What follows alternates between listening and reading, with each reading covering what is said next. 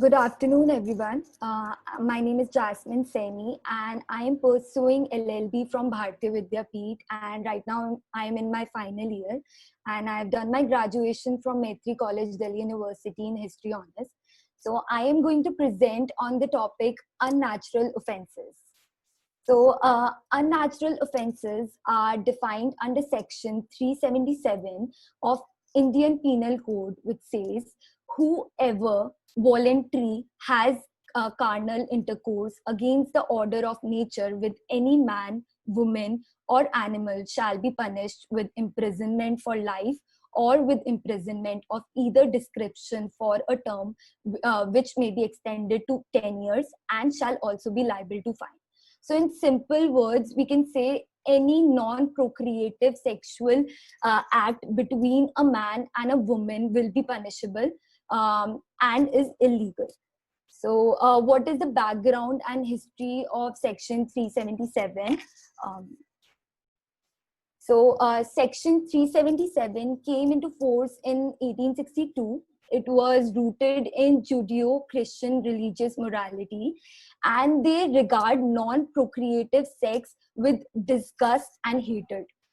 Section 377 was first challenged by the group called AIDS Bhed Bhav Virodhi Andolan in 1994, and they published a report which title says Less Than Gay, a Citizen's Report. The report laid down the problems with the Section 377. The petition, however, was not actively pursued. So the first petition was filed by an NGO named NAS Foundation in 2001, and they challenged the constitutional validity of Section 377 in Delhi High Court. In 2004, Delhi High Court declined to consider the petition, stating that the petitioners lacked standing. In 2006, Supreme Court allowed the petition to take up PIL and send it back to Delhi High Court to decide the case. In 2009, Delhi High Court passed a landmark judgment in NAS Foundation versus Government of NCT of Delhi and others. Just a second, I'm so sorry for that. In 2009, the Delhi High Court passed a landmark judgment in NAS Foundation versus Government of NCT of Delhi and others, where it was held that consenting homosexual intercourse between adults is not illegal. This was a major victory for LGBTQ community. However, in December 2013, the Supreme Court set aside the High Court verdict and they upheld the constitutional validity of Section 377 and reversed the earlier ruling that decriminalized homosexuality. And they said that Parliament will take a decision on this controversial provision, whether the section should be deleted from the statute book or not. So then in 2014, Supreme Court held that right to life, dignity, autonomy would include the right to one's gender, identity, and sexual orientation. In 2016, many review petitions were quashed. In 2017, Supreme Court held that right to privacy is a fundamental right. This order stated that privacy includes the sanction of family life, the reservation of personal intimacies, marriage, procreation, the home, and sexual orientation. In 2018, Supreme Court passed an historic judgment which ended an archaic colonial era law. So what exactly was 2018 landmark judgment? So in this judgment, the judgment removed the British era Section 377 of IPC, which hold that gay sex is punishable offense. Now it is no longer an offense under Section 377 to engage in gay sex in private. The Supreme Court also acknowledged that homosexuality was observed even in animal world, and this despite the myth that it is against the order of nature. One feature of judgment in really reliant on the Mental Healthcare Act, as per which Parliament has recognized that homosexuality is not a mental disorder.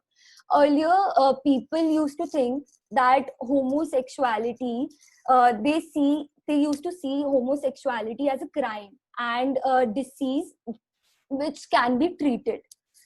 So then 5-judge constitutional bench led by CGI Deepak Mishra were like-minded in their decision, and they mentioned fundamental rights which are violating in while reading down section 377. So they mentioned that section 377 discriminates against individual on the basis of their sexual orientation or on gender identity, violating Article 14, which is right to equality. Everybody is equal before law, and violating Article 15 of our Constitution, which prohibits discrimination on the ground of religion, color, caste, sex, etc. Finally, they found out that prohibits an LGBT individual ability to fully realize their identity by violating the right of freedom of expression under Article 19, Clause 1, Clause A. So now, what are the problems still faced by LGBTQ community even after the repeal of Section 377? So there is no legal provision for the same-sex marriage, although Section 377 repeal and homosexually has been decriminalized. Same-sex marriage is still prohibited, is still not recognized legal in India. LGBTQ community or singles are still not allowed to adopt children. Discrimination at job, education, and at home is still too common. Healthcare professional has been accused of discrimination towards people from community, at times classifying homosexuality as a mental health disorder. So Supreme Court judgment that law must be, judgment says that law must be interpreted as per the requirement of the changing times. So I would like to conclude this with that there are a lot of people who see homosexuality as a crime and a disease which can be treated. So this judgment, this landmark judgment, is a major victory for LGBTQ community that has been fighting hard to legalize gay sex. A future for India with full equality will be the one in which we recognize that all gender are equal. The transgender movement is taking us towards such goals. Thank you.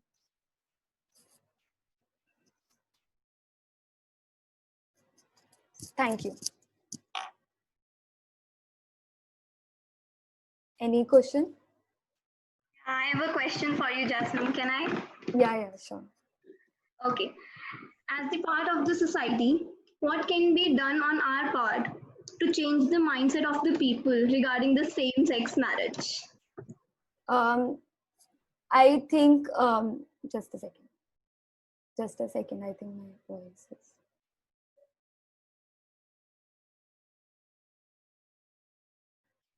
So,